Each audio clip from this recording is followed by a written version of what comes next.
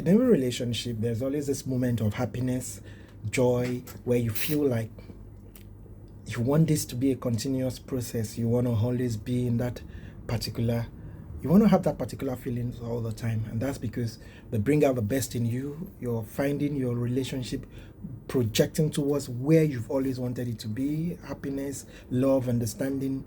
And in that same relationship, it gets to a point where you feel like, am I in the right relationship? And a lot of things happen. Now, the difference between these two situations are, when you are very happy in a relationship, you tend to be more open, you tend to forgive easily, you tend to, some seemingly little things do not matter to you. But the moment you are in contradiction, or the moment you are in a disagreement with your partner, you begin to read meaning to every little thing they do. Take, for instance, your partner and yourself, you've been very well together. You know that if they fail to reach out to you in a day, within yourself, you assume it to be like they're busy, probably, and out of your own accord, you could pick up your phone and you reach out to them. Hey, it seems to have forgotten me today. How are you doing? It seems you're busy. And they call back. I know, and life goes on. But have you noticed that when you are in disagreement, or probably in some sort of rift with your partner, a lot of ideas begin to come into your head. You start thinking, is it feeling too big to reach out? Are they feeling too busy for me? Is it that I don't matter? Are they waiting for me to send the text first, and stuff like this? All these ideas begin to clutch your mind, and when an idle mind that is occupied with negative thoughts, it projects negative action. You should know that a negative thought projects negative action, because the more you keep thinking about the negative things, the negativity begins to clutch your mind, and whatever you put out there would be in tune with what you've actually been thinking of. Take, for instance, normally you wouldn't see a person not reaching out to you, or some words being said by your partner, as much of a deal when you're very happy. You might picture this. Imagine going on a date, things are so well, surprises and a lot of things. And they make a comment, a seemingly unpleasant comment. You might take it back. Oh, I want to assume you're joking. But imagine that same comment when you're having a disagreement. Your partner tries to explain some things to you, or tells you, oh, this person, I have my reservations about this person. I need you to be very careful about this person. And you don't see anything wrong in it, because at that moment, the level playing field is calm, you're doing well, everybody's happy.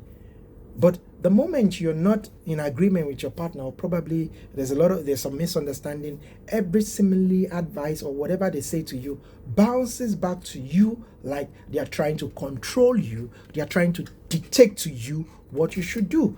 And whereas, like, you can't tell me what to do, you can't control my life, you can't dictate how I live my life, begins to set in. And the moment this sets in, you should know that something is wrong, because a man that loves you would protect you.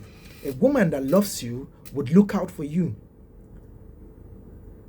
A person that genuinely cares about you would be concerned about the things you do, the steps you take, and how you live your life. Now, the difference in both scenarios is, on a calm note, you don't see anything wrong in it. You see it as they being protective. But when you are not happy with this partner, probably because of the things they had done that you refuse to let go, or probably the misunderstanding you had that remained unresolved, you start seeing every action they take as an antagonizing step towards your comfort. And this makes you feel uncomfortable. You start listening to third parties. You start asking why, where, what if. Now, the mistakes that a lot of people do is that they create rooms where they begin to entertain questions like, are you sure this person is really the person for you? Are you sure about this? I would advise you keep your cards open. And when you find yourself in a position where a third party is beginning to give you this advice and you are considering it, it means you are allowing some sort of flood into your ship, and it is bound to drown. Learn to create an avenue where whatever it is you have with your partner, you resolve it amicably without creating space for third parties.